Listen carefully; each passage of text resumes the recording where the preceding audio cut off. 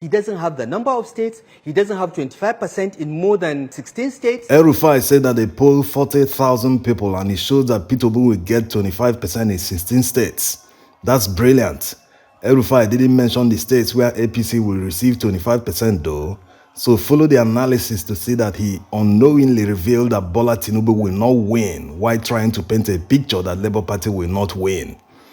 Rufai has moved from the first stage of denial to the second stage of acceptance, and he's now telling Nigerians that Peter Obi can get 25% in 16 states. After all the denial, he can't win, no one knows him in the north, he's going nowhere, all these were to discourage obedience. The reality is that Peter Obi can win the election. The reality also is that they are now getting down from their high horses, all the pride and arrogance. Someone you said that is going nowhere, but you can't stop talking about him all the time. Yes, Peter Obi will sweep the southeastern states. Yes, we all know that Peter Obi will win the southeast with a large margin, and he also mentioned sweep. So it's an acceptance that Peter Obi will perform better than any person in the southeast region, and no candidate can get 25% in the entire southeast. It is on lockdown for Peter Obi. What it means is that out of more than 10 million registered voters in this zone, if 5 million turn up on election day, Peter Obi is sure of getting more than 4.5 million votes. Can Tinubu win a geopolitical zone with this kind of margin? Can Atiku win the northeast with this margin? Peter Obi will do well in south-south. Where else? Yes, we know that also, although doing well, as Rufai said, means Peter Obi will win the zone. Rufai is a politician. He wouldn't want to accept the fact publicly. The margin of Peter Obi's win might not be up to that of the southeast, but if he wins the zone, it's an added bonus which might push his vote tally to more than 8 million votes. That's before talking about other zones like some parts of the Middle Belt where he is popular, plus the Southwest and others. But to you to mobilize, my plea to you henceforth is to go out from today and fight this battle in such a relentless manner as never before. Peter Obi serves our purpose not only for equity, fairness, and justice, but looking at the political terrain, he stands out as the best material out there. Obi is highly endorsed because he knows what we want in Pandef. Yes, many groups have been endorsing Peter Obi. Even Edwin Clark asked Okowa to step down and apologize to southern governors for reneging on the agreement that power must move south. We have done a poll with a sample of nearly 40,000 across Nigeria. And the results of the poll show that we are ahead. It's going to be a tight election. Rufai can say that the election will be tight and at the same time that they are winning the election. Whichever it is, the APC is not the only party conducting internal polls. If you have received a call from APC guys, tell us in the comments what the experience was and how you responded. Labour Party call center have reached up to 100,000 people in Lagos alone. This is a state that has about 7 million voters. So when you hear some people saying that Labour Party will win Lagos State, it is actually based on the response of voters in Lagos. And the latest next year voting poll reflects that perfectly. You can see that their numbers predict that Labour Party will win Lagos State. Do APC guys know? Yes, they are aware of that, although some of them are still in denial. Rufai used the word a drop in the ocean in reference to Labour Party being popular in Lagos. Also, the latest next year poll predicts that Labour Party will win Ogun and Ekiti states. This sounds very unbelievable and unlikely, but you can never tell. People are paying attention to the campaigns, the constant miscues of Tinubu. The man who left here, he called himself Peter Obi. We read in the Bible that before cock crows 3 times, he will deny Jesus Christ. There's no need using this kind of analogy. The Christian folk will even be angry with you.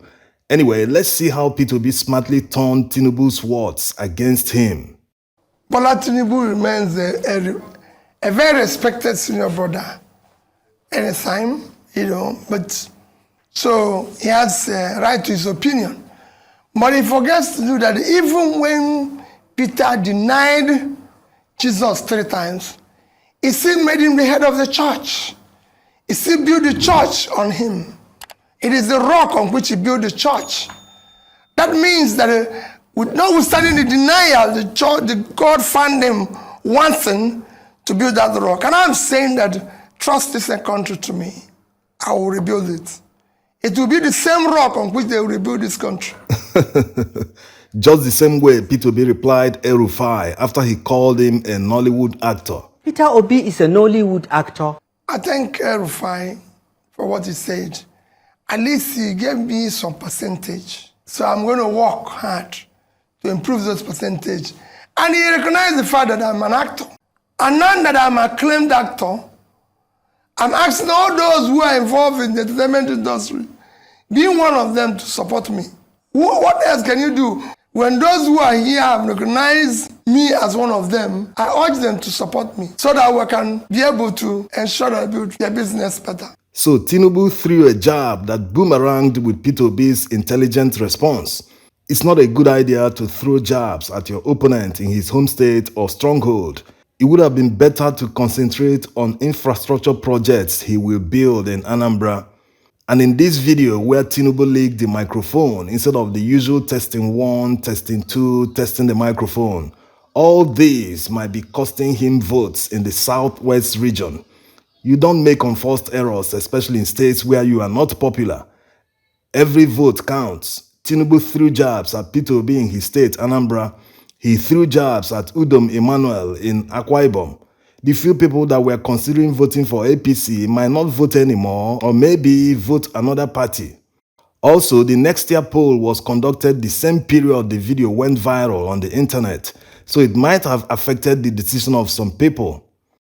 In Ondo State, APC members, PDP and SDP members all decamped to the Labour Party. It is a moral booster for Labour Party in Ondo State. Remember that Mimiko, the former governor of Ondo State, contested under Labour Party and won. So Labour Party actually has old members scattered in many parties in Ondo, which might be an advantage if they work together. So Labour Party is definitely gaining grounds in the southwest zone, and according to the polling numbers, they will come second in the zone after APC. That's already pushing Labour Party to more than 10 million votes in the south, which means Peter Obi will win the south. No one has ever won the presidential election without winning his region. Obasanjo won the southern region, Yar'Adua won the northern region, Goodluck Jonathan won the southern region, Buhari also won the northern region. So can Tinubu still win the election without winning the southern region? Rufai has unknowingly revealed that Peter Obi will win and that Tinubu will not win. Can he still do it without southern votes? That would be a surprise, but it looks very unlikely.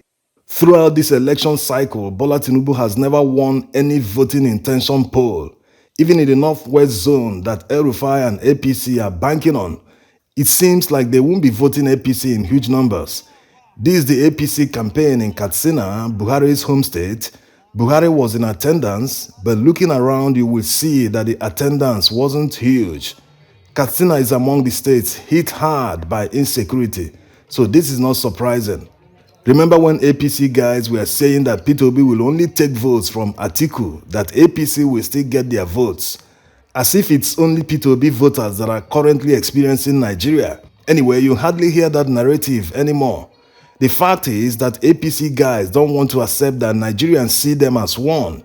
You can't choose to be leader of APC for more than 7 years, and at the late hour, because you are contesting under the same APC, you choose to criticize the same APC you've been part of all these years, pretending to be with the masses. Nigerians can see all the shenanigans being played by APC. That's why APC is polling very low in all the voting intention polls. Tinubu and Rufai think they can exonerate themselves from APC failures. That's why Tinubu sounds more like an opposition in his campaigns lately. From saying that he will consolidate on the legacies of Buhari early in the campaign, to criticizing the administration of Buhari. Rufai also claiming that there's a cabal in Aso Rock shows his frustration.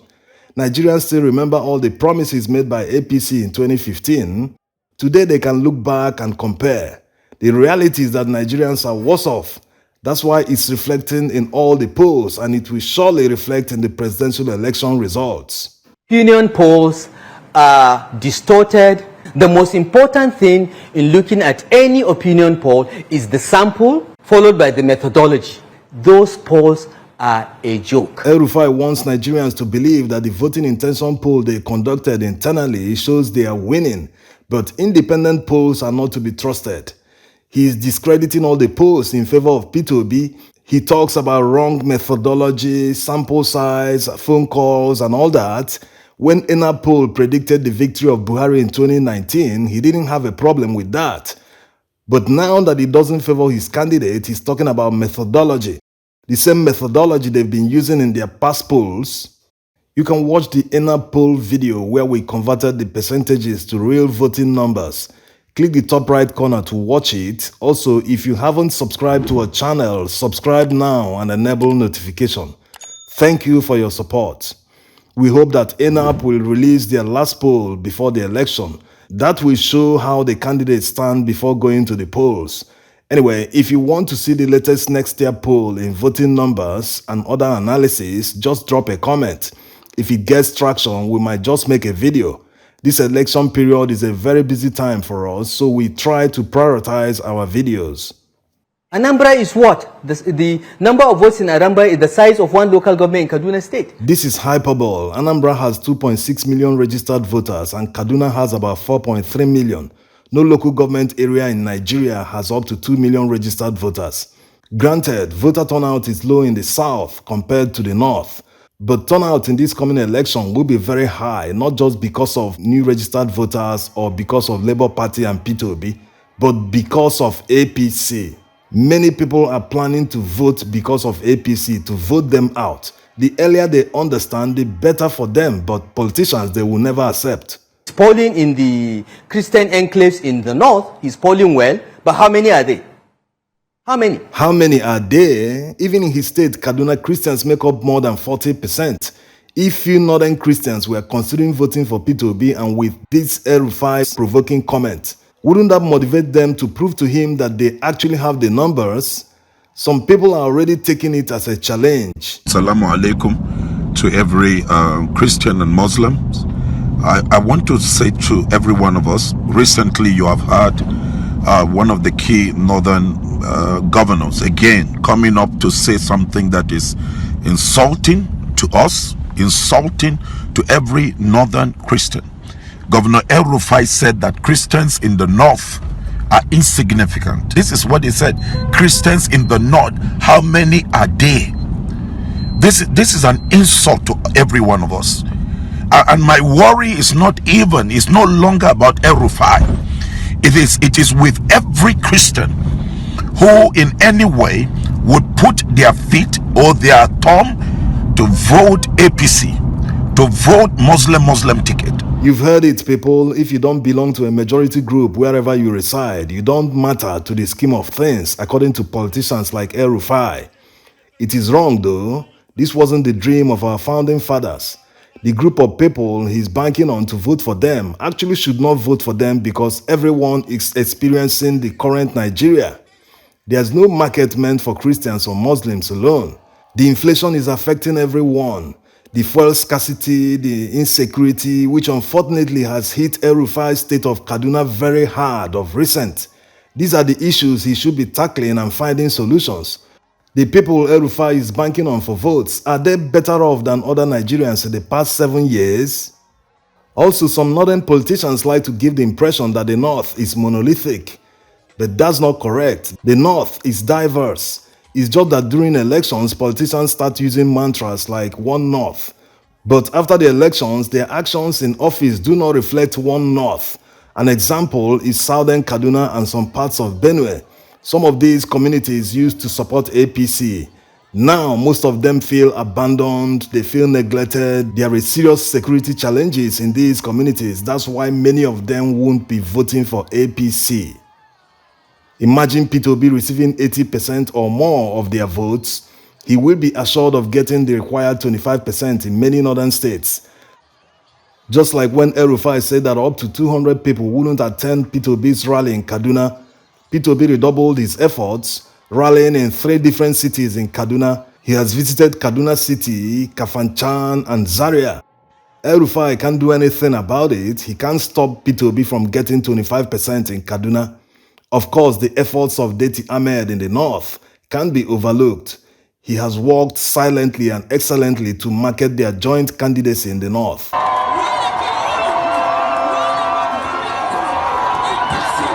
Peter Obi is also a strategist full of wisdom.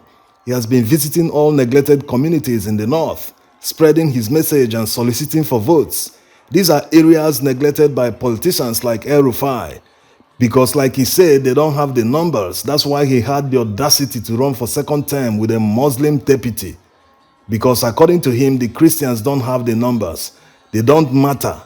Even APC members expressed their displeasure when Tinubu announced his running mate. This kind of mindset and action doesn't unite Nigerians. Instead, it divides us further. Politicians should learn to play politics of inclusion. Even in the United States, they have affirmative action, which comprises many laws and policies aimed at stopping discrimination of any sort in the society. In Nigeria, we have federal character, but appointments under APC administration led by Buhari doesn't reflect federal character and diversity. And the same APC have taken it a step further by presenting a Muslim ticket. So it shows that APC and Tinubu doesn't believe in Nigeria's diversity.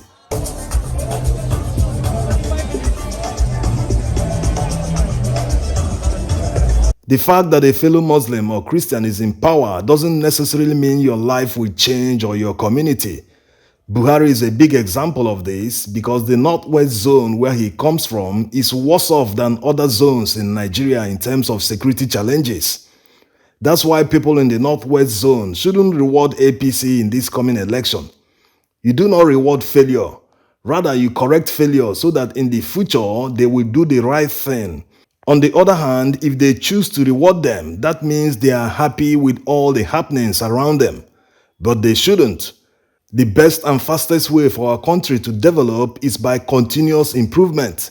Wherever we see flaws and shortcomings, we correct them. So when politicians fail to correct themselves, the power goes to the citizens in the form of election. This is the time for Nigerians to do an assessment of the current administration. What have they done that have improved your life? Do they deserve to return? Or did they fail so woefully to the extent that they should apologize to Nigerians for failing in all their promises? Isn't it time to sack them and vote new people into office? Will shareholders of a company reward or sack a CEO who brought negative growth to the company? The answer is no. Even football clubs always sack non-performing managers. Failure is an orphan. No one wants to be associated with it. Everyone wants progress, growth, and prosperity.